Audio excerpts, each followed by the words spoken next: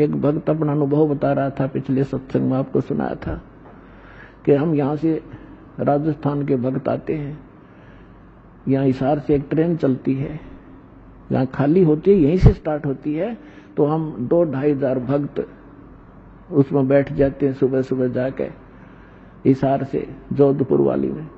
और कोई नित्यनेम कर रहा है, कोई मोबाइल से मंत्र सुन रहा है, कोई आरती अपना कोई और शब्द सुन रहा है, चर्चा मालिक की चल रही होती है।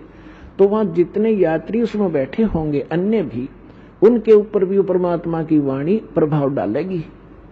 बेशक उनको कोई समझ में नहीं आ रहा आरती या नमो नमो सतपुरुष को शुरू में तो किससे के बिना पल्ला पड़ती हो, के बोल रहा है, लेकिन वो अपना काम पूरा कर रही होती है, उसको प्रभावित कर रही है आसपास के क्षेत्र में। इवन चींटी, पक्षी, पशु, गांव घर के जो पशु हैं उन पर भी प्रभाव पड़ेगा।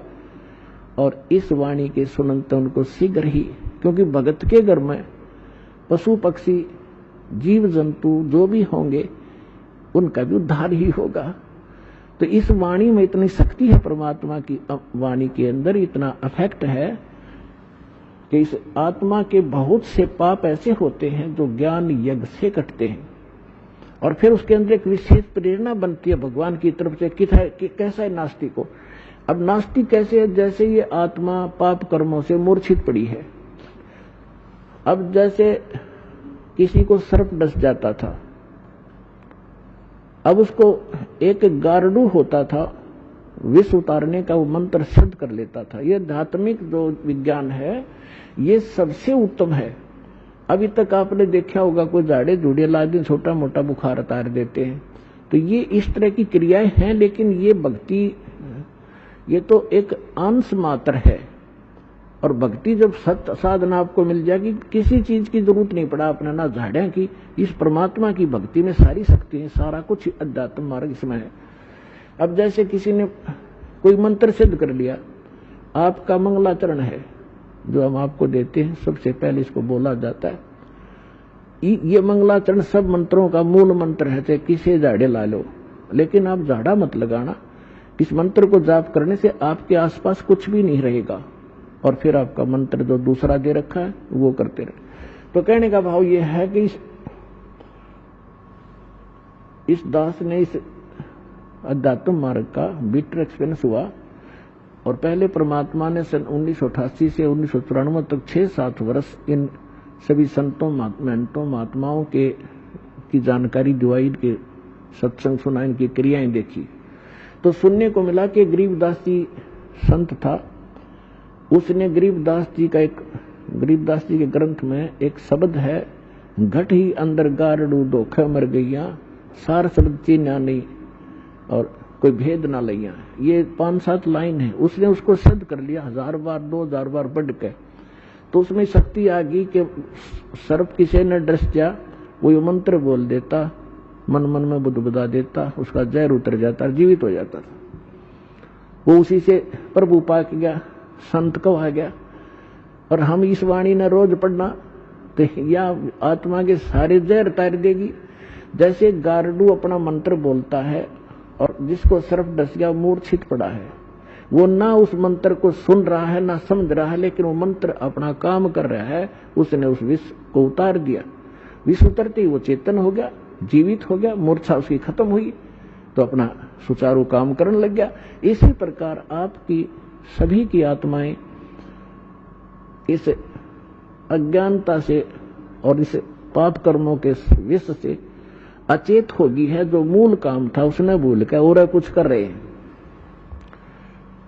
तो ये वाणी जो आपको दी जा रही है ये सारे विश्व में फैलेगी और सब पर प्रभाव डलेगा। चाहे कोई ना सुन रहा है, ना समझता चाहता है, घर में चले है और सदस्य नाम नहीं ले रखा, कुछ दिनों में देख लेना वे भी नाम लेंगे, क्योंकि उनके वो विष उतर जाएगा जो पाप कर्मों का, उनका धीरे धीरे कम होगा और वो फिर उनमें एकदम प्रेरणा बढ़ेगी। अब जैसे खेत में हमने देखा है ट्रैक्टर वाले ऊंचे शोर में ऐसी बेहुदी भजन गाने रागनी वो गाते हैं, ट्रैक्टर चलाते हैं, और वहां पर भगवान के भक्त अपना कान में लीड ला के और कोई मंत्र सुन रहा होगा या कोई शब्द सुनेगा, ट्रैक्टर चलाते चलाते नित्यनेम कर रहा होगा और सुन रहा होगा, मजदूरी करते करते भी आप ये कर रहे होंगे।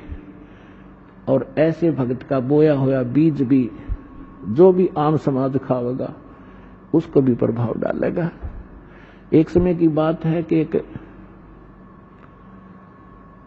दो भक्त, दो संत बने हुए थे, उन्हें चेले बना रखे थे। अब थोड़ा बहुत अध्यात्म ज्ञान इनको होता है तभी तो ये थोड़े बहुत आम समाज के अंदर पूज्य हो जाते हैं। तो वो दो संत थे, एक संत कहने लगा चल मेरे शिष्य हैं वहां चलते हैं, वो दूसरा भी साथ चला गया। तो जिसके वो जाकर रुके उस बहन ने नाम ले रखा था, दीक्षा ले रखी थी। उसके घर उसकी बहन आई हुई थी, उस बहन की बहन है, और उसकी बहन की लड़की विधवा हो गई थी और वो बहन बड़ी टेंशन में थी। तो जो उपदेश प्राप्त थी उस बहन ने अपनी उस बहन को जो अनुपदेशी थी उससे कहा कि बहन रोटी बनवा दे, मेरी मदद कर दे, खाना बनवा दे, साधु संत आ रहे हैं। तो उस बहन ने वो खाना बना दिया जिसकी बेटी विधवा हो चुकी थी। उसी टेंशन में थी वह, क्या होगा मेरी बेटी का, छोटे छोटे बालक हैं, हाय भगवान के ऊपर कैसे गुजारा होगा। माता पिता को तो बड़ा टेंशन बनी रहती। अब इन विचारों से ग्रस्त उसने खाना बना दिया, संतों ने खा लिया, वह सो गए। तो सुबह जो दूसरा था वो उठा और इतना टेंशन में उठा कि भाई क्या हो गया। उठकर उसने अपने साथी से बताया कि भाई आज तो ऐसा सपना आया जैसे मेरी लड़की विधवा होगी हो, और उसका क्या होगा, मतलब बुरी तरह तड़फड़ा था। आंख खुली जब चैन हुआ है तो बुद्धिमान था, उसने कहा अपने मित्र से कि क्या इस परिवार में किसी को कोई आपत्ति है। तो बोला जी मन भी नहीं पता, पता करता हूं। उसने अपनी शिष्या बुलाई कि बेटी आपकी कोई तकलीफ है किसी प्रकार की, कोई लड़की को हानि होगी है। तो वो कहने लगी जी मुझे तो कुछ है नहीं, आपकी कृपा से मेरी बहन आई हुई है और उसकी लड़की मर गई, उसकी लड़की विधवा होगी, अभी 10 से 15-20 दिन हुए हैं और वो आई थी। तो उस संत ने पूछा क्या खाना किसने बनाया महाराज, कि उसी ने बनाया था। अपने आत्मा उस बहन के द्वारा बनाया गए भोजन में भी वो विचार प्रवेश हो गए और उस संत के ने खाया उस पर भी प्रभाव डाला उसने। तो इसी प्रकार अब ये अच्छे वचन, अच्छे ज्ञान, अच्छी वाणी जो भी जिस जैसे कोई कहीं भी क्रिया कर रहा है तो उसी के अंदर प्रवेश करेगी। जैसे कोई सेठ है बैठे बैठे मंत्र कर रहा है और काम क्या वहां पर वाणी ला ले अपने भगवान की, दुकानदार है या कोई किस मजदूर है और कहीं भी जो कार्य करता है अपना, तो वहां क्या होगा कि उस सामान के ऊपर भी इसका प्रभाव पड़ेगा, जो और खरीद के ले जाएंगे उन पर भी असर होगा। तो इस प्रकार हमारे जो सभी की आत्माओं पर पाप कर्मों का विष चढ़ने से मूर्छित पड़ी है या जाग गएगी और फिर बदन में लग गएगी। तो इस प्रकार इस परमात्मा का जो ये इंस्ट्रूमेंट बनवाने का जो उद्देश्य था, प्रयोजन, ये कोई ऐसे नहीं है।